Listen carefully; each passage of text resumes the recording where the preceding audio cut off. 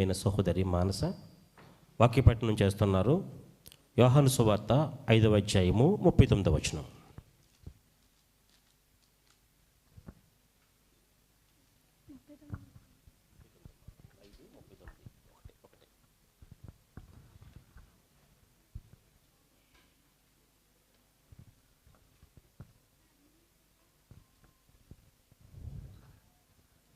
వాక్యపట్నం చేసుకుందామండి.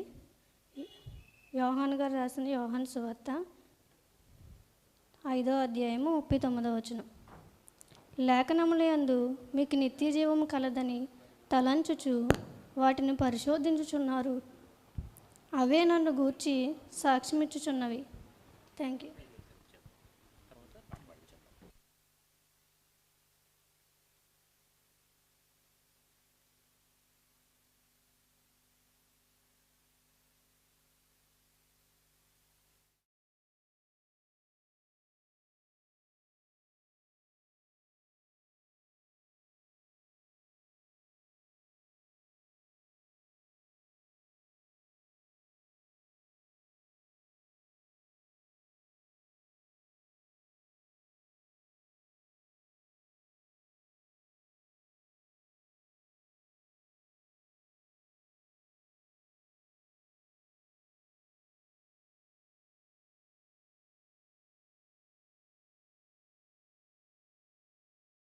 వందనములండి. కూడి వచ్చిన మీ అందరికీ నా వందనములండి. క్రైస్తవులమైన మనం ఆత్మీయంగా ఎదగడం చాలా అవసరమండి. కాబట్టి మనం రోజు బైబిల్ చదవాలి, దినదినము వాక్యం ధ్యానించుకోవాలి. అలా ధ్యానించుకోకపోతే ఏం జరుగుతుందో అనేది చూద్దాం ప్రియులారా. యోహాను సువార్త 8వ అధ్యాయం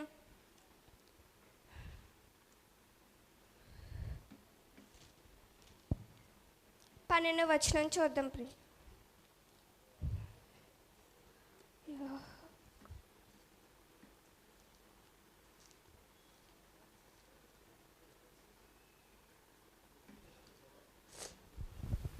మరలా యేసు, నేను లోకమునకు వెలుగును, నన్ను వెంబడించువాడు చీకటిలో నడువక జీవపు వెలుగు కలిగి ఇండునని వారితో చెప్పెను ప్రియులారా. మనం క్రీస్తు చెప్పిన వాక్యం వెలుగువైను, చీకటిలో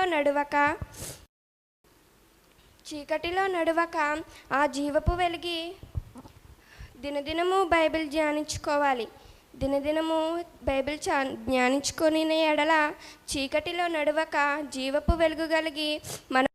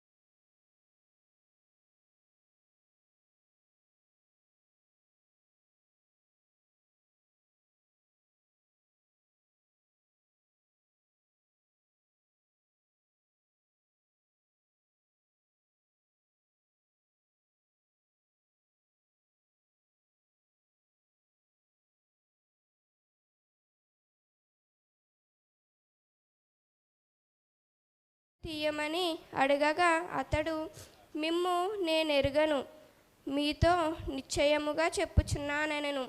అంటే ప్రియులారా, వాక్యం మనలో లేని ఎడల ఆరిపోయిన డివిటీల వలె, బుద్ధి లేని కన్యకల వలె క్రీస్తు అనే వెలుగు మనలో లేనందున ప్రభువు రెండవ రాకడలో మీరెవరో నేను ఎరుగను అని గెంటివేస్తాడు ప్రియులారా. అందుకనే మనం దినదినము బైబిల్ చదువుకుంటూ వాక్యాన్ని ధ్యానించుకుంటూ బుద్ధి కల కన్యకల వలె వాక్యం అనే మన ఆత్మ మన హృదయములో నింపుకొని వాక్యం అనే వెలుగులో ఆత్మ అనే దివిటీని వెలిగించుకుంటూ క్రీస్తు కొరకు మనం ఎరిగిన వారి వలె జీవిద్దాం ప్రియులారా. అలాగే మొదటి పేతురు గారు రాసిన పత్రిక 5వ అధ్యాయం 8వ వచనం చూద్దాం. నిబ్బరమైన బుద్ధి గలవారై మెలకువగా ఉండుడి. మీ విరోధి అయిన అపవాది గర్జించు సింహము వలె ఎవరిని మృంగుదునా అని వెతుకుచూ తిరుగులాడుచున్నాడు. మనలో వాక్యం లేని ఎడల అపవాది మనలను మింగేస్తాడు ప్రియులారా. అపవాది గద్దించు సింహము వలె ఎవరిని మింగుదునా అని వెతుకుచూ తిరుగులాడుచున్నాడు. వాక్యం మనలో లేని ఎడల అపవాదికి చోటు ఇచ్చేస్తాం ప్రియులారా. భ్రష్టులమైపోతాం, దేవుని వాక్యానికి దూరమైపోతాం ప్రియులారా. అలాగే సామెతలు 30వ అధ్యాయం 5 చూద్దాం. దేవుని మాటలయు పుటము పెట్టబడినవే, ఆయనను ఆశ్రయించు వారికి ఆయనే కేడము. ఆయన వాక్యం అనగా దేవుని మాటలు ప్రియులారా. ఆయన వాక్యం విని ఆయన మాటల ప్రకారంగా జీవించిన ఎడల ఆయన మనకు కేడుమనై ఉండును. మనం బుద్ధి లేని కన్యకల వలె ఉండకుండా బుద్ధిగల కన్యకల వలె మనం దినదినము బైబిల్ చదువుకుంటూ జ్ఞానించుకుంటూ మనం క్రీస్తు మనలను ఎరిగిన వారి వలె మనమును జీవిద్దాం ప్రియులారా.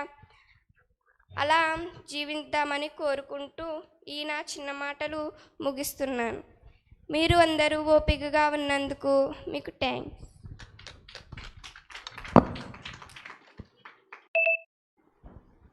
మంచిది, ధన్యవాదాలండి. ప్రియులరా, వాక్య ఉపదేశానికి వెళ్ళడానికి ముందుగా ప్రత్యేకమైన పాట సోదరులు వేణుగారు పైనరాజుపాలెం వేణుగారు, ఆ తరువాత సోదరులు వర్మగారు కూడా సిద్ధంగా ఉండవలసిందిగా కోరుచున్నాను. ఇంతటితో పాటలు ముగించబడతాయి. తక్షణం మనం వాక్యంలోకి వెళ్ళిపోతాం. ముందుగా వేణుగారు, తర్వాత వర్మగారు, తర్వాత వాక్యంలోకి వెళ్ళిపోతాం.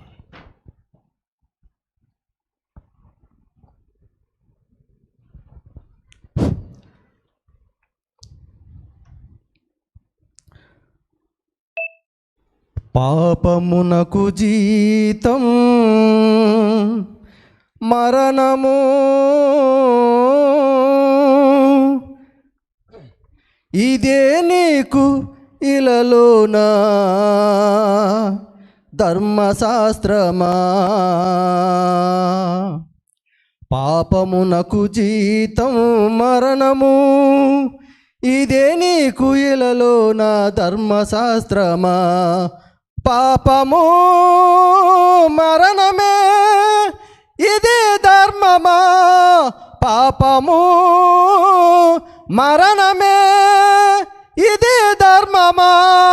అది తెలుసుకొనుటయే మానవ ధర్మం, అది తెలుసుకొనుటయే మానవ ధర్మం. పాపమునకు జీతం మరణము, ఇదే నీకు ఎలలోన ధర్మశాస్త్రమా. పాపమునకు జీతం మరణము.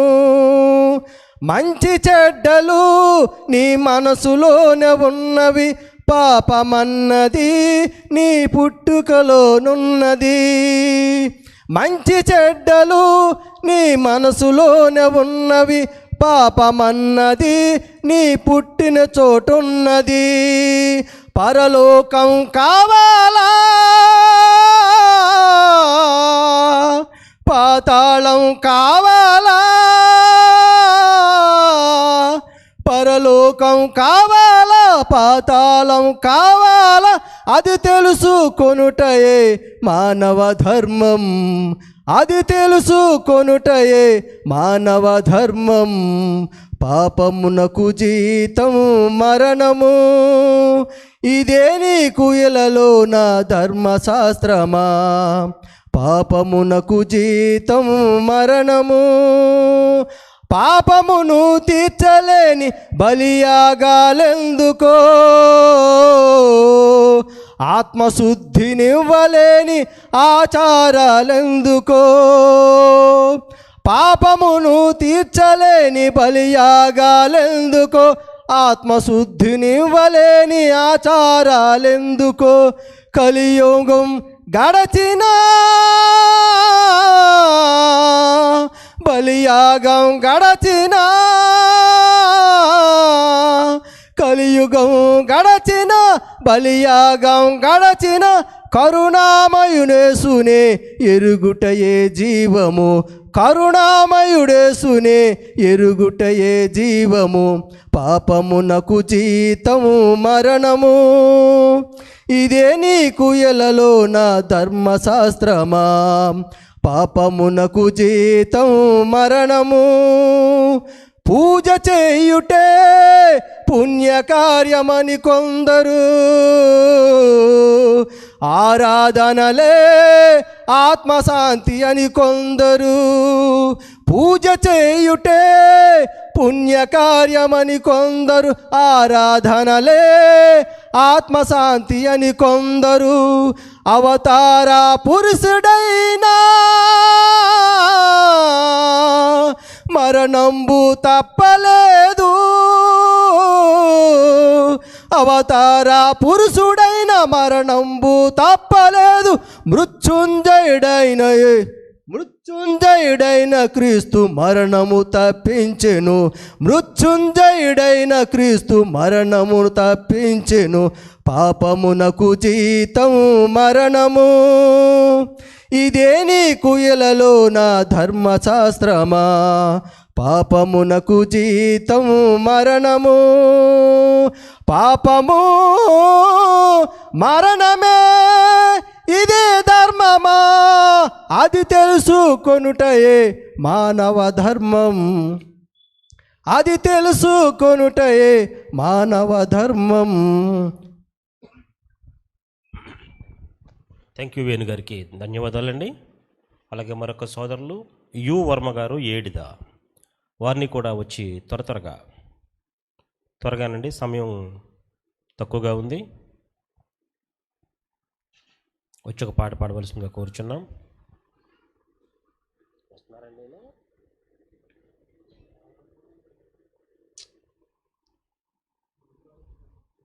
మంచిది ప్రియులారా, మరి ఈ గ్యాప్లో వారు వచ్చేటప్పటికి మరొక్కసారి దైవజనులను మనం ఆహ్వానించుకుందాం, స్టేజ్ మీదకి ఆహ్వానించుకుందాం. మన మధ్య ఉన్నటువంటి మన ప్రియులు వాక్యోపదేశకులు బ్రదర్ విజయప్రసాద్ రెడ్డి గారిని స్టేజ్ మీదకి రావాల్సిందిగా ఆహ్వానిస్తున్నాం. అందరూ కూడా చప్పట్లతో వారిని ఆహ్వానిద్దాం. అదేవిధంగా దేవసహాయం గారు కానుగూడెం దేవుని సేవకులు, వారిని కూడా స్టేజ్ మీదకి రావాల్సిందిగా కోరుచున్నాను. అలాగే చంద్రశేఖర్ గారు సోదరులు, వీర్రాజు గారు వి సావరం, అలాగే సుధాకర్ రెడ్డి గారు ఐఫర్ గాడ్ మినిస్ట్రీస్ పెద్దలు, చంద్రశేఖర్ రెడ్డి గారు, అదేవిధంగా ప్రియ సహోదరి కరాంతికల గారు, బి శ్రీనివాస్ గారు ఓదుర్రు సేవకులు, దేవుని సేవకులు, రాజుగారు లాలా చెరువు, అదేవిధంగా గైనరాజు గారు విఆర్ఓ గారు, సురేష్ మాస్టారు రావు చెరువు, పాస్టర్ రాజు గారు కుయ్యేరు, వీరందరినీ కూడా మరొక్కసారి హృదయపూర్వకంగా స్టేజ్ మీద ఆహ్వానిస్తున్నాం. ప్రియులరా, అలాగే వర్మగారు రాలేదు కాబట్టి పాస్టర్ రాజు గారు వారు కుయ్యేరు, వారిని వచ్చి ఒక పాట పాడవలసిందిగా కోరుచున్నాం. పాస్టర్ రాజు గారు కుయ్యేరు.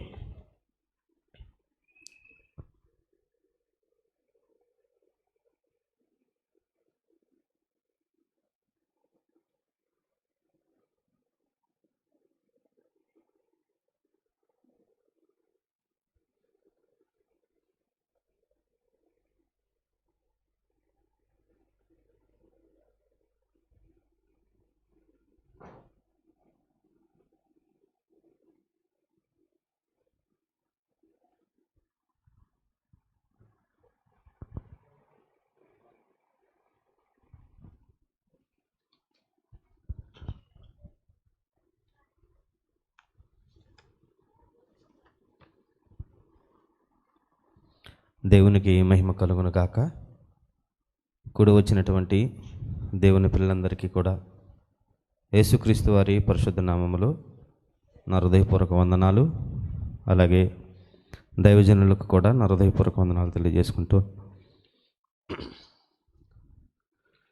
శరీరమే నీవని నీకు పరిచయం చేసే అబద్ధం, నీ జననం శరీరంలో నుండి నిన్ను బయటికి రప్పించే నిజమేగా నీ మరణం, జనన మరణాల మధ్యన జీవనయానం, అబద్ధం నుండి నిజానికే నీ ప్రయాణం, మట్టిలో మట్టిగా కలిసిపోయేటి తరుణం, ఆత్మగా చేరగా ఏది నీ గమ్యస్థానం, మట్టిలో మట్టిగా కలిసిపోయేటి తరుణం, ఆత్మగా చేరగా ఏది నీ గమ్యస్థానం, శరీరమే నీవని నీకు పరిచయం చేసే అబద్ధం, నీ జననం. చెట్టును కాసే ప్రతి పండు ఆ చెట్టుదా, పక్వమైపోయాక నేల రాలదా, మట్టె కట్టెలోని బ్రతుకు ఆవిరే కదా, ఆయుష్షు తీరిపోయాక మిగిలుంటదా, పదవులున్నోడు చదువులున్నోడు దోచుకున్నోడు దాచుకున్నోడు పుట్టి వెంట ఏం తెచ్చుకున్నాడు, గిట్టినప్పుడేం తీసుకెళతాడు, మోసపోయాడు మట్టికి బానిసయ్యాడు, కలలు కన్నాడు కట్టెను వీడిపోయాడు, శరీరమే నీవని నీకు పరిచయం చేసే అబద్ధం, నీ జననం.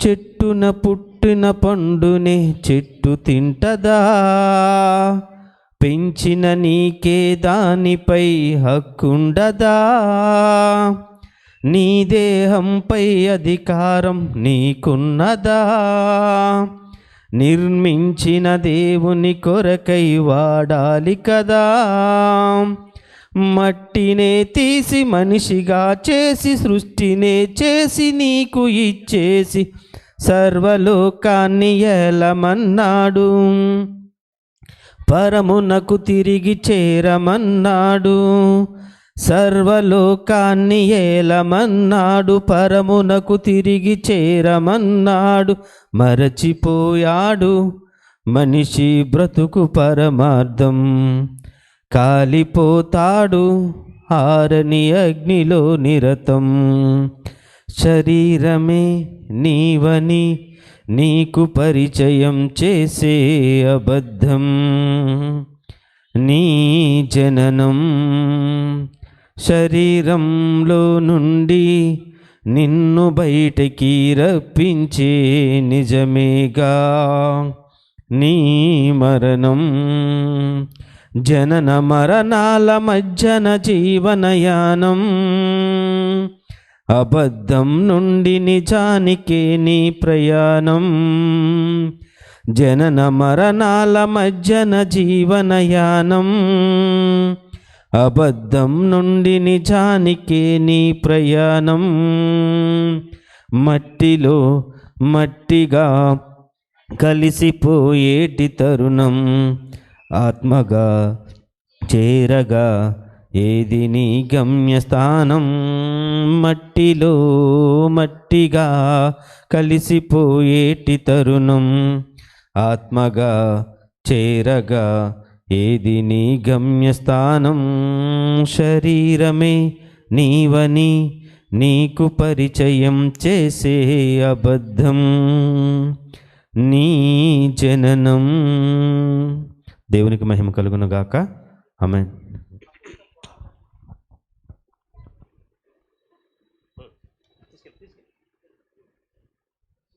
ధన్యవాదాలండి. మంచిది ప్రియులరా. ఇక పాటలు అన్నీ ముగించబడినాయి. మరొకసారి దైవజనులు ఆహ్వానించుకుని వాక్యంలోకి వెళ్ళిపోదాం. మన మధ్యన ఉన్నటువంటి సోదరులు విజయప్రసాద్ రెడ్డి గారిని స్టేజ్ మీదకి రావాల్సిందిగా కోరుచున్నాను. అలాగే వాక్యం అందించవలసిందిగా కోరుచున్నాను. అందరూ చప్పట్లతో మరొకసారి ఆహ్వానిద్దాం.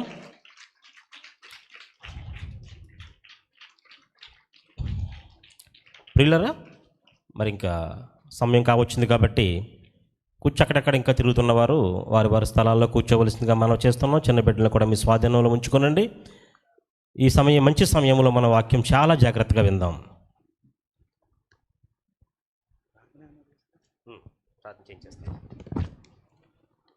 ప్రియులరా, ప్రార్థన చేసుకుందాం. మహాగణుడా, మహోన్నతుడా, సర్వాధికారివైన తండ్రి, అద్భుతముగా 4 దినములు కాపాడి తరగతులన్నీ కూడా నీకు మహిమకరముగా నీ పిల్లలకు ఉపయోగకరముగా జరిగించావునైనా నీకు వందనాలు. 5వ దినము చివరి దినమున తండ్రి మమ్మల్ని మంచి వాతావరణములలోకి తీసుకొని వచ్చి ప్రవేశపెట్టావు. నీకు చాలా కృతజ్ఞతాస్తుతులు, వందనాలు తండ్రి. ఈ దినమున మొదటి వాక్యోపదేశముగా మా ప్రియులు నీ కుమారులు సిద్ధపరచు ఉండగా ఆయనకు కావలసిన ప్రతి సహాయం అనుగ్రహించండి. మాకు అవసరమైన ప్రతి మాటను ప్రసాదించండి. చెవిని గ్రహించగలిగిన జీవితమును అనుగ్రహించండి. యేసు నామములు అడుగుచున్నాను పరమ తండ్రి, ఆమేన్.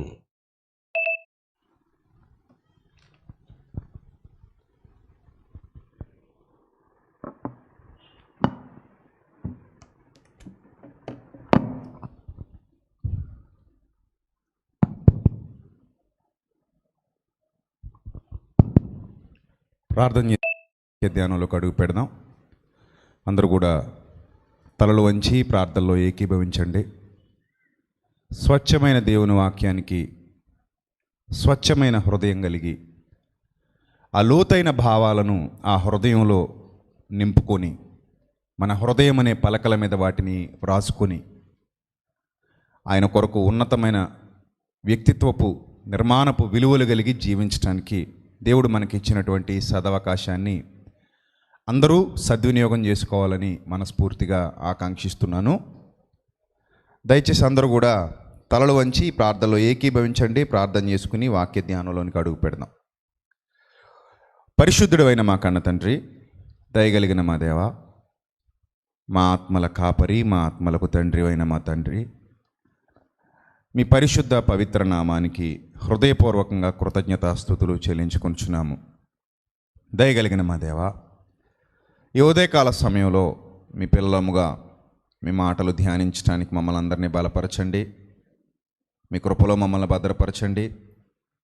ప్రభావితబడబోతున్నటువంటి వాక్యం నాకు, మాకు, మా అందరికీ వెలుగునిచ్చినట్లు, మా హృదయాలు తెప్పరిల్ల చేయునట్లు మమ్మల్ని అందరినీ బలపరచమని తండ్రి, ముఖ్యంగా మీ ఆత్మ సహాయమును అర్థిస్తూ మీ ఆత్మ సహాయమును ప్రసాదించమని కోరుతూ ఘనత, మహిమ, ప్రభావములు మీకే చెల్లిస్తూ క్రీస్తు వారి శ్రేష్టమైన అతి పవిత్రమైన నామంలో ఈ ప్రార్థన మనవులు సమర్పించుకొంచున్నాం మా కన్న తండ్రి, ఆమెన్.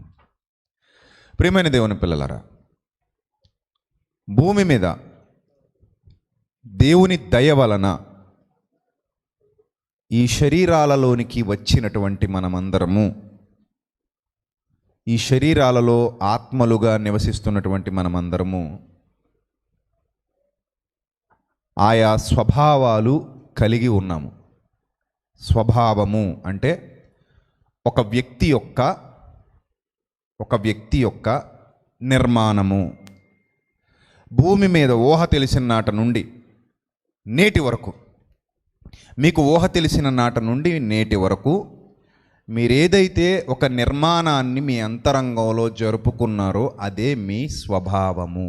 అదేంటది? మీ స్వభావము. ఈ స్వభావము అనేది మనము మనంతట మనముగా చేసుకునేటువంటి నిర్మాణం యాక్చువల్లీ. కానీ మనం అస్తవ్యస్తంగా విడిచిపెట్టడం వల్ల, చిన్నతనం నుంచి అస్తవ్యస్తంగా విడిచిపెట్టడం వల్ల నిర్మాణం అస్తవ్యస్తంగా జరిగిపోయింది. నా భాష, నా భావం మీకు జాగ్రత్తగా ఆలోచిస్తే అర్థమవుతుంది. ఇక్కడ మీరు ఒక నిర్మాణాన్ని చూస్తున్నారు. ఈ నిర్మాణం అస్తవ్యస్తంగా ఉందా, అందంగా ఉందా? చెప్పండి. అస్తవ్యస్తంగా ఉందా, అందంగా ఉందా? అందంగా ఉంది. ఎందుకు అందంగా ఉంది?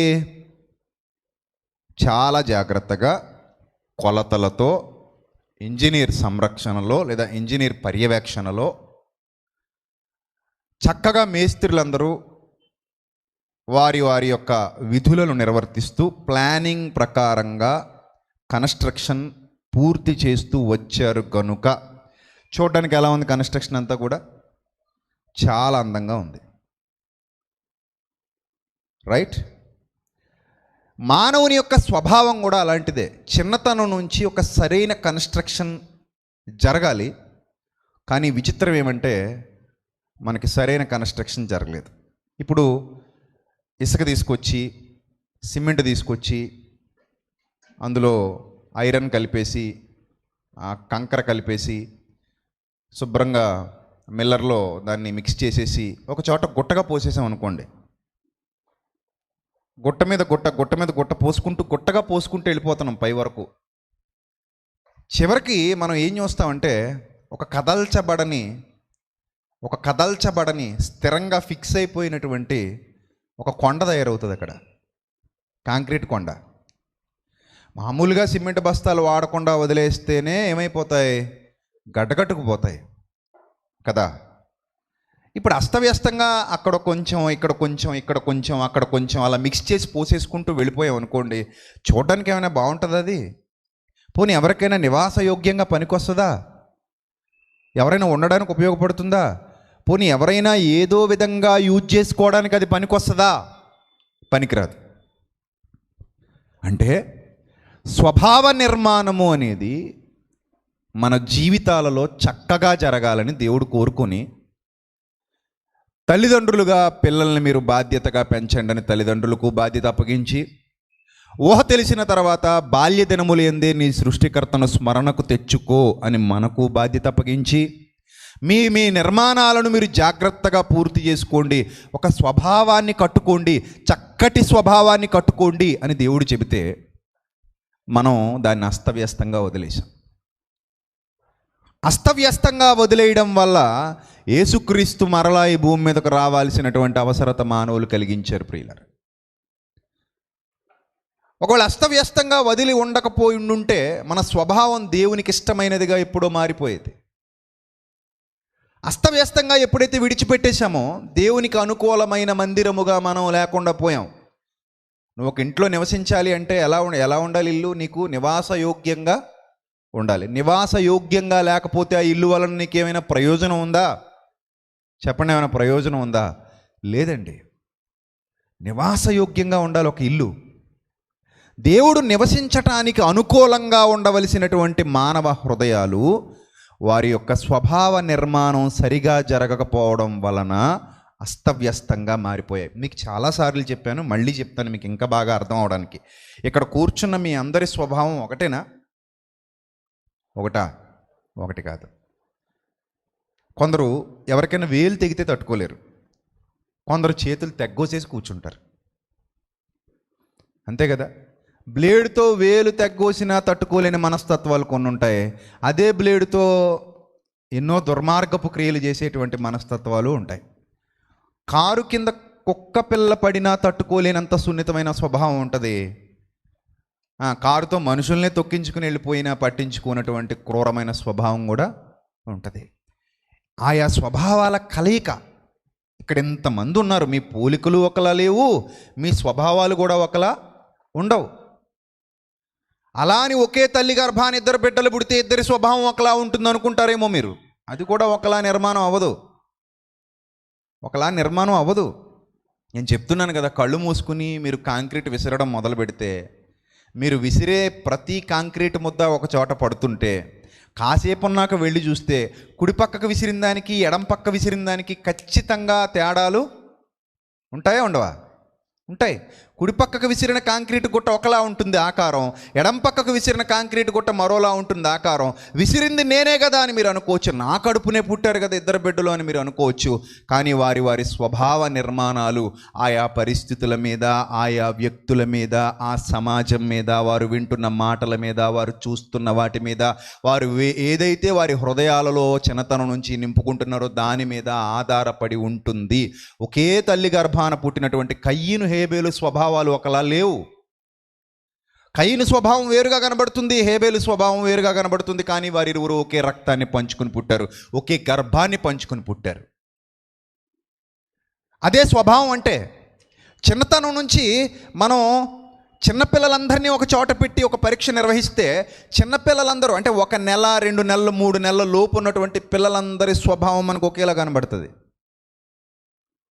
చిన్నపిల్లల్ని మీరు పరీక్షించండి కావాలంటే, వారి స్వభావాలు వేరువేరుగా ఉండవు. 1 నెల 2 నెలలు ఆ వయసులో ఆ పిల్లల్ని చూస్తే అందరూ ఒకేలా కనబడతారు మనకి. ఎందుకంటే స్వచ్ఛమైన తెల్లని కాగితాలుగా వారు భూమి మీదకి వచ్చారు. అప్పటికి ఎంప్టీ మైండెడ్, వాళ్ళకి ఏమీ తెలియదు, వాళ్ళ హృదయంలో ఇంకా ఏది వ్రాయబడలేదు. There is no data. అక్కడ ఇంకా ఏ డేటా వ్రాయబడలేదు, ఏం అప్లోడ్ చేయబడలేదు, ఎలాంటి డేటా అక్కడ లేదు. సో ఎలాంటి డేటా అక్కడ లేదు కాబట్టి వాళ్ళు నిష్కల్మషమైన, నిర్మలమైన, స్వచ్ఛమైన హృదయాలు కలిగి మన కళ్ళ ముందు కనబడుతున్నారు. అందుకే వాళ్ళ బోసి నవ్వులన్నీ ఒకేలా ఉంటాయి, వాళ్ళ ఏడుపులు ఒకేలా ఉంటాయి, వాళ్ళ ముసిముసి నవ్వులు ఒకేలా ఉంటాయి, వాళ్ళు ప్రవర్తించే ఆ తీరుతెనులు ఒకేలా ఉంటాయి. ఎందుకంటే చిన్న పిల్లలది అదొక ప్రత్యేకమైన సామ్రాజ్యం. కానీ అదే పిల్లలు, మనం కూడా ఒకప్పుడు పిల్లలమే కదా. ఇప్పుడు కుర్చీల్లో కూర్చున్న, వేదిక మీద కూర్చున్న మనం అందరం ఆ స్టేజ్ నుంచి ఎక్కడికి వచ్చాం, ఈ స్టేజ్కి వచ్చాం. కానీ ఇప్పుడు మీ స్వభావాలను పరీక్షించుకోండి. ఎలా ఉన్నాయి మీ స్వభావాలు? ఒకరిదేమో సున్నితం, ఒకరిదేమో కఠినం, ఒకరిదేమో అత్యంత కోపం, ఒకరికేమో అత్యంత సాత్వికం, ఒకరేమో నిర్మలంగా ఉంటారు, ఒకరేమో గరగరమంటూ ఉంటారు. అంతలోనే కొందరు జాలి చూపిస్తారు, కొందరికి అసలు జాలి అనేదే ఉండదు. కొందరు దయ చూపిస్తారు, కొందరు నిర్దయగా ఉంటారు. కొందరేమో డబల్ మైండెడ్ పీపుల్ ఉంటారు, కాసేపు అలా ఉంటుంటారు, కాసేపు ఇలా ఉంటుంటారు. ఏంటి అసలు ఈ స్వభావాలు ఇన్ని విధాలుగా ఉన్నాయంటే వాళ్ళ నిర్మాణాలు అస్తవ్యస్తంగా జరిగాయి కాబట్టి. అస్తవ్యస్తంగా జరిగాయి. బాహ్య పురుషుని నిర్మాణం కొరకు తల్లిదండ్రులు చాలా కష్టపడ్డారు. ఇది నిజం. ఇంకో ముద్ద తిను, ఇంకో ముద్ద తిను, అమ్మ అలాగే పెడుతుంది. ఇక్కడ కూడా తల్లిదండ్రులు చాలామంది పిల్లలకు మధ్యాహ్న భోజనం తినిపించేటప్పుడు చాలా జాగ్రత్తగా ఇంకో ముద్ద తిను, ఇంకో ముద్ద తిను అని పెట్టేస్తున్నారు. అంటే తల్లిదండ్రుల ఉద్దేశం ఏంటంటే పిల్లలు ఎలా ఉండాలి, పిల్లల నిర్మాణం ఎలా ఉండాలి, బలంగా ఉండాలి. ప్రతి తల్లిదండ్రులు అదే కోరుకుంటారు. ఈవెన్ ఒక తండ్రిగా నేను నా బిడ్డ విషయంలో అదే కోరుకుంటాను. పిల్లాడు ఎలా ఉండాలి, పుష్టిగా ఉండాలి. పుష్టిగా ఉండాలంటే తిండి కలిగితే కండ కలదో అని తిండి బాగా తినాలి. తిండి తినాలంటే మనం పెడతాం. బాహ్య పురుషుడు అందంగా అలంకరింపబడాలని మనందరం ప్రయత్నాలు చేశాం. కానీ ఆంతర్య పురుషుని అందం కొరకు, ఆంతర్య పురుషుని అందమైన నిర్మాణం కొరకు మనం ఎవ్వరూ ఆలోచించలేదు. గనుకనే నిర్మాణాలు అస్తవ్యస్తంగా మారిపోయాయి. ఒక వ్యక్తి యొక్క స్వభావాన్ని కనిపెట్టడం అంత సులభం కాదు సుమా. కొన్ని రోజులు ఆ వ్యక్తితో ట్రావెల్ చేయాలి. కొంతమంది పైకి కఠినంగా కనబడతారు, మాట మాత్రం కఠినంగా ఉంటుంది, మనసు మాత్రం ఎలా ఉంటుంది, చాలా మృదువుగా ఉంటుంది. కొందరు పైకి చాలా మృదువుగా మాట్లాడతారు, కానీ లోపల తడిగొడ్డతో ఏం చేస్తారు, మెల్లిగా గొంతులు కోసేస్తారు. సో ఇదంతా దేని మీద బేస్ అయిందంటే స్వభావం. అందుకే నల్లనివన్నీ నీళ్లు కావు, తెల్లనివన్నీ పాలు కావని పెద్దలు ఎందుకన్నారు? అందుకే అన్నారు. మరి ఇప్పుడు ఈ స్వభావాన్ని మరలా పునర్నిర్మించుకోవడం సాధ్యమా? స్వభావం ఇంత ప్రమాదకరమైనదిగా మారిపోయింది. ఒక వ్యక్తి స్వభావం అంతే. ఇంకా ఒక టెర్రరిస్ట్ ఉన్నాడు, వాడు టెర్రరిస్ట్ పుట్టినప్పుడే వాళ్ళ మమ్మీ వచ్చి టెర్రరిస్ట్ పుట్టాడండి అందా భర్తతో? అందా? ఎప్పుడైనా విన్నారా అలాంటివి?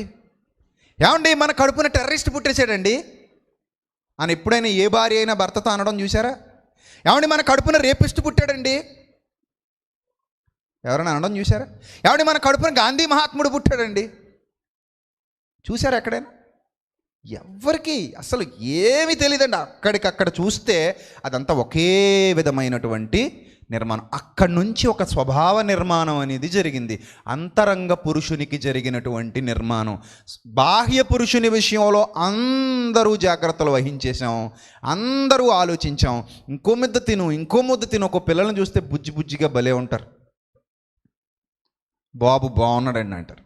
బాబు బాగున్నాడంటే అర్థం ఏంటి? మంచి వెన్న పోసేసి బాగా ఆయిల్ వేసి పూరి పొంగినట్టు పొంగారంటే అర్థం ఏంటి? బాగా మేపుతున్నారన్నమాట తల్లిదండ్రులు. అందుకని పిల్లలు ఎలా ఉన్నారు? బుజ్జిగా, లావుగా. మా వాడిది 36 అండి ప్యాంటు సైజు, అప్పుడేనా అంటాం, అంతే మరి. సో అలా పెంచుకుంటూ వచ్చారు. బాహ్య పురుషుడిని బాగా తయారు చేశారు, ఆంతర్య పురుషుడి విషయంలో మాత్రం అస్సలు పట్టించుకోవడం మానేశారు. అందుకే చూడండి, దేవుడు ఎంత అద్భుతమైన విషయాలు దైవ గ్రంథంలో వ్రాయించాడో.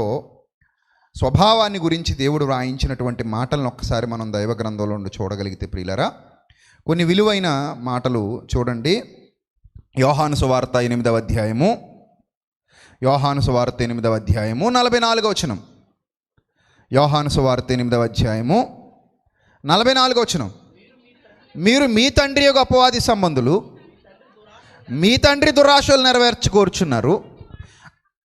ఆది నుండి వాడు నరహంతకుడై ఉండి, ఆది నుండి వాడి స్వభావం ఏంటి? నరహంతకుడై ఉండి సత్యమందు నిలిచిన వాడు కాడు, వాని యందు సత్యమే లేదు. వాడు అబద్ధమాడునప్పుడు తన స్వభావమును అనుసరించియే మాట్లాడును. ఏంటట వాడు మాట్లాడేది? దేన్ని బట్టి? వాడి స్వభావం అలాంటిది. ఇప్పుడు అదే స్వభావంలోకి చాలామంది వెళ్ళిపోయారట, వాడి పిల్లలుగా మారిపోయారు. మీరు మీ తండ్రి యగు అపవాది సంబంధులు అంటే ఆ నిర్మాణం మీరు చేసుకున్నారు. మీరు ఏది నిర్మాణం చేస్తారో అదే వస్తుంది. ఇప్పుడు మేము ఎలా డిజైన్ చేసేసాం, స్లాబ్ పోత పూర్తయిపోయింది. ఇప్పుడు స్లాబ్ పోత పూర్తయిపోయింది కాబట్టి మీరు ఇంకెన్ని సంవత్సరాలు చూసినా ఇది ఎలాగే ఉంటుంది, ఏమైనా మారుతుందా?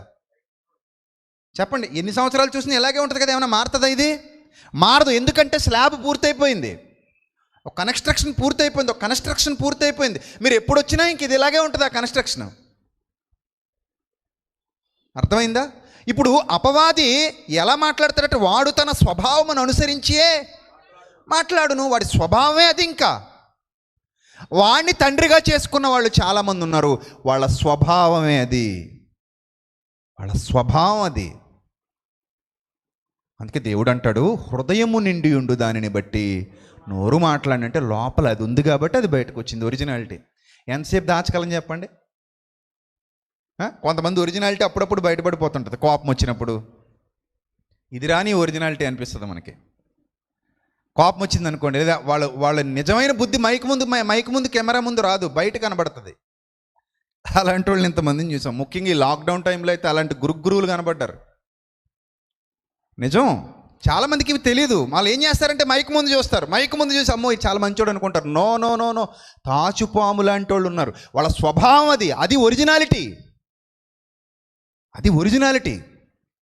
సో ఇప్పుడు ఈ దుష్టుడట అపవాది వాడి స్వభావమును అనుసరించే మాటలాడును. వాడు అబద్ధికుడును అబద్ధమునకు జనకుడునై ఉన్నాడు. ఎంత స్పష్టంగా చెబుతున్నాడు చూడండి. అబద్ధికుడును అబద్ధమునకు జనకుడునై ఉన్నాడు. వాడు అబద్ధమాడునప్పుడు వాడు స్వభావమును అనుసరించియే మాట్లాడతాడు. ఇంకా అది వాడి స్వభావం. అంటే వాడి నేచర్ అంతేనండి అంటారు. వాడి నేచర్ అంటే మంచి చెట్టున మంచి ఫలములు ఫలించును, కాని చెట్టున కాని ఫలములు ఫలించును. మంచి చెట్టున కాని ఫలములు ఫలింపనేరవు, కాని చెట్టున మంచి ఫలములు ఫలింపనేరవు. అంటే దాని స్వభావం, దాని నేచర్ అంతే. ఇప్పుడు మీకు కూడా ఒక స్వభావం ఉంది, లేదని మాత్రం చెప్పకండి. ఇక్కడ ఉన్న అందరికీ ఒక స్వభావం ఉంది. స్వభావం లేకుండా ఎవడుండడు. బాడీ ఉంది అంటే బాహ్య పురుషుడు ఉన్నాడు అంటే ఆంతర్య పురుషుడు ఉన్నాడు కదా. ఆంతర్య పురుషుడు ఉన్నాడు. ఆంతర్య పురుషుడికి ఒక స్వభావం ఉంది. ఆ స్వభావమే మన క్రియల్లో నిత్యం కనబడుతూ ఉంటుంది. ఆ స్వభావం. కొంతమంది ఆత్మాభిమానం కలిగిన వాళ్ళు ఉంటారు. వాళ్ళకి ఆత్మాభిమానం ఎక్కువ. వాళ్ళ ఆత్మాభిమానాన్ని చంపుకొని బతకలేరు. చచ్చిపోవడానికైనా సిద్ధపడతారు కానీ ఆత్మాభిమానాన్ని చంపుకొని బ్రతకరు. అది అతని స్వభావం. కొంతమంది ఉంటారు, ఉద్యోగంలో జాయిన్ అవుతారు, అసలు ఏ తప్పు చేయడానికి ఇష్టపడరు. కారణం, వాళ్ళ బిల్డింగ్ అలా కట్టుకున్నారు. వాళ్ళ నిర్మాణం అలా జరిగింది, అంతరంగ నిర్మాణం. కొంతమంది ఒకటి తినడానికి ఇష్టపడతారు, కొంతమంది ఒకటి తినడానికి ఇష్టపడరు. వాళ్ళ అంతరంగం అలా ఉంది. చూడండి, సామెతల గ్రంథం 6వ అధ్యాయం 14వ వచనం. స్పీడ్గా చదవాలి మీరు, చాలా రెఫరెన్సెస్ ఉంటాయి. సామెతల గ్రంథం 6వ అధ్యాయము 14వ వచనం. వాని హృదయము అతి మూర్ఖ స్వభావము గలది. కొంతమంది ఉంటారు చూసారా, మూర్ఖులు. ఆ స్వభావమే అది. బండి మీద వెళ్తూ ఉంటాడు, ఆటో అడ్డొస్తుంది. వీడు స్పీడ్గా వచ్చేస్తుంటాడు, ఆటోని ఢీ కొట్టేస్తాడు. వాడే ముందేదో లారీ అడ్డొచ్చి బ్రేక్ వేస్తాడు, స్పీడ్గా వచ్చి గుద్దేసి దిగి మళ్ళీ ఆటోని కొట్టేస్తాడు. ఇప్పుడు అక్కడ రెండు పనులు చేయొచ్చు. ఒకటి, గుద్దేశాం, జరగాల్సిన నష్టం జరిగిపోయింది, మౌనంగా వెళ్ళిపోవచ్చు కదా. కొంతమంది ఏం చేస్తారు, పోనీ లేదో జరిగిపోయిందని, తప్పు వీళ్ళదైనా కూడా తప్పు వాళ్ళదైనా కూడా ముందు వీళ్ళే సారీ చెప్పేసి వెళ్ళిపోతారు. దాన్ని ఏమంటారు? అతని స్వభావం ఇంకంతే అది. కానీ ఈ మూర్ఖ స్వభావం గలవాడు ఏం చేస్తాడు? తప్పు తనదైనప్పటికీ దాన్ని కప్పెట్టేసి అవతలను కొట్టడానికి ప్రయత్నం చేస్తాడు. వాడు ఎల్లప్పుడూ కీడు కల్పించుచు జగడములు పుట్టించును. వాని హృదయము అతి మూర్ఖ స్వభావము కలది. అతి మూర్ఖ స్వభావము. ఇది పుట్టినప్పటి నుంచి ఉందా? మీరు చెప్పండి. పుట్టినప్పుడే వాళ్ళు అమ్మను కొట్టాడండి అని ఎవరైనా అంటారా? పుట్టినప్పుడు అమ్మను కొడతారా? పుట్టినప్పుడు కొడతారా? కొట్టరు. మరి ఎప్పుడు కొడతారు? కొట్టే స్వభావం వచ్చినప్పుడు కొడతారు. అంటే కొట్టేసే స్వభావం వచ్చింది అంటే కొంతమంది చూడండి, ఉత్తినే అందరినీ కొడుతుంటారు. అసలు ఆ కొట్టే గుణం ఎక్కడిది? ఉత్తినే కొడతారు. ఇంట్లో వాళ్ళని కొడుతుంటారు. తల్లిని కొట్టేవాళ్ళు ఉన్నారు, చెల్లిని కొట్టేవాళ్ళు ఉన్నారు, భార్యను కొట్టేవాళ్ళు ఉన్నారు, వదిన గారిని కొట్టేవాళ్ళు ఉన్నారు, ఆడపిల్లల్ని కొట్టేవాళ్ళు ఉన్నారు. వీళ్ళందరూ కొడతారు. కొట్టే స్వభావం ఎక్కడిది మీకు? ఆ స్వభావం మీద అంతే. ఆ కొట్టే గుణం ఉంది మీలో, ఆ జావలా. కాబట్టి నువ్వు ఎప్పుడైనా కొడతావు. అంటే కొంతమంది చేయి టక్మని లేచిపోతుంటుంది, అంతే కదా. తొందరగా కొట్టేస్తుంటారు ఇంకోళ్ళు, తొందరగా. ఏంటి చెయ్యాడింపు ఏంటయ్యా బాబు నీకంటే? చెయ్యాడింపులు 2 రకాలు ఉన్నాయి. ఒకటి జేబులు కొట్టడం, మనుషులు కొట్టడం. ఈ చెయ్యాడింపు ఏంటి నీకు? కొట్టేస్తారు, తొందరగా చేయి చేసేసుకుంటారు. అంటే ఈ స్వభావం ఎక్కడిది అంటే ఆల్రెడీ నీ బిల్డింగ్ అలా కట్టుకుని ఉన్నావు. మరి అందుకే ఇక్కడ చెప్తున్నాడు, వాని హృదయము అతిమూర్ఖ స్వభావము గలది, వాడెల్లప్పుడూ కీడు కల్పించుచు జగడములు పుట్టించును అన్నాడు. నేను ఒక చెల్లెమ్మ వచ్చింది ఇక్కడికి ప్రార్థన చేయమని. ఎవరో చెల్లెమ్మ, నాకు తెలీదు. మా ఆయన గురించి ప్రార్థన చేయండి అంటుంది. ఏమ్మా మీ ఆయనతో ప్రాబ్లం అంటే, తాగొచ్చి రోజు కొడతాడండి, ఊరికే కొడతాడని అంటుంది. బాధేసింది. ఏం చెప్తామండి ఇంకా అలాంటి వాడు? ఊరికే కొడతాడట, కారణం ఉండదట. ఇంకా ఉత్తినే తాగొస్తాడట. పిల్లల్ని కొట్టేద్దామా పిల్లల్ని కొట్టేద్దామా అని చూసుకుంటాడట. ఎవరు దొరికితే వాళ్ళని కొడతాడనమాట. ఇంకా వాడి స్వభావమే అంత. ఇది ఎప్పుడు వచ్చింది? పుట్టినప్పుడు వచ్చిందా? చెప్పండి, మీరే చెప్పండి. పుట్టినప్పుడు వచ్చిందా? రాదండి. ఇప్పుడున్న మీకున్న ఏ స్వభావం అయితే ఇప్పుడు మీకుందో, ఈ స్వభావం మీకు పుట్టుకతో ఉందా? లేదు. పుట్టినప్పుడు లేవండి స్వభావాలు.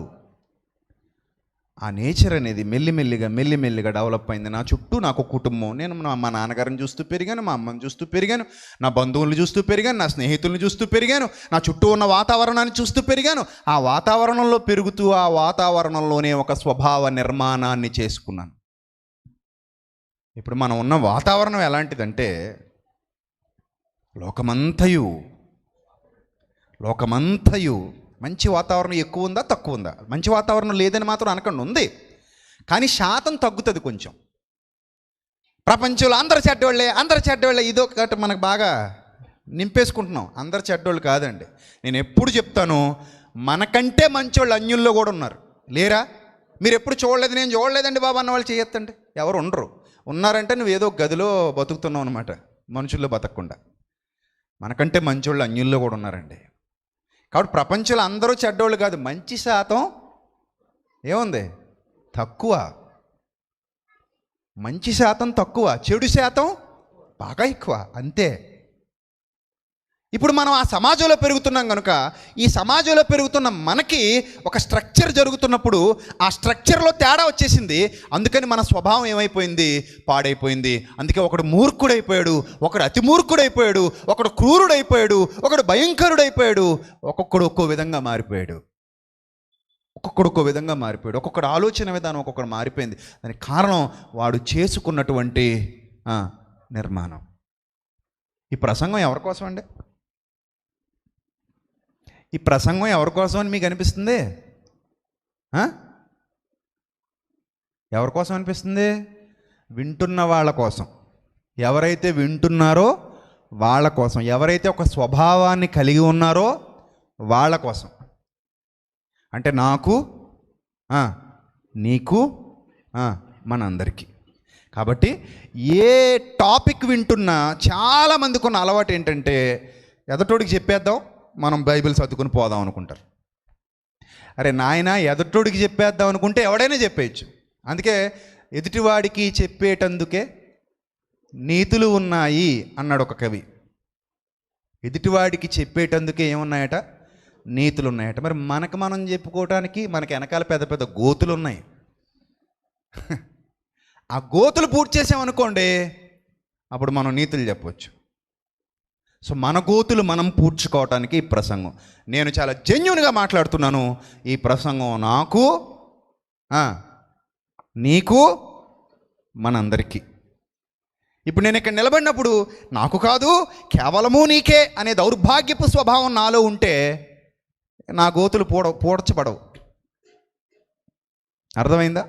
సో ప్రతి మానవుడు వాక్యం ముందుకు వచ్చినప్పుడు నాకు, నీకు, మనందరికీ. కానీ నేను గమనించింది ఏంటంటే ఎక్కువ శాతం ఎదుటివాడికి ఏదో చెప్పేద్దాం అనుకునేవాళ్ళే ఎక్కువ.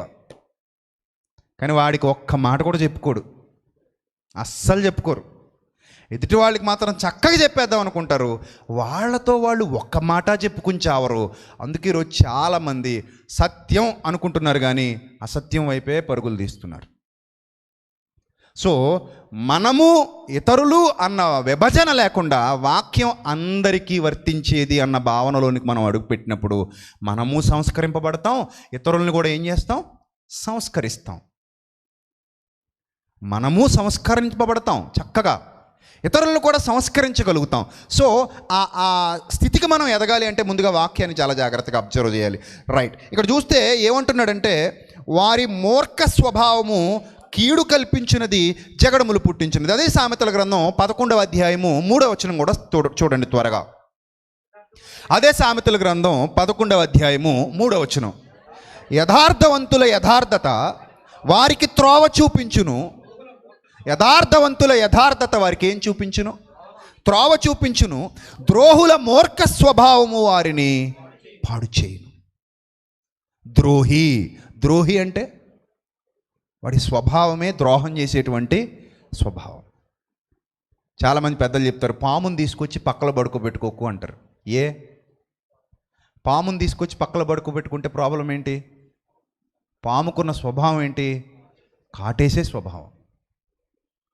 పాముకు కూరలు ఉంటాయి, అవి అది యూజ్ చేసుకుంటుంది. కూరలు యూజ్ చేయని పాములు ఎక్కడైనా ఉంటాయా?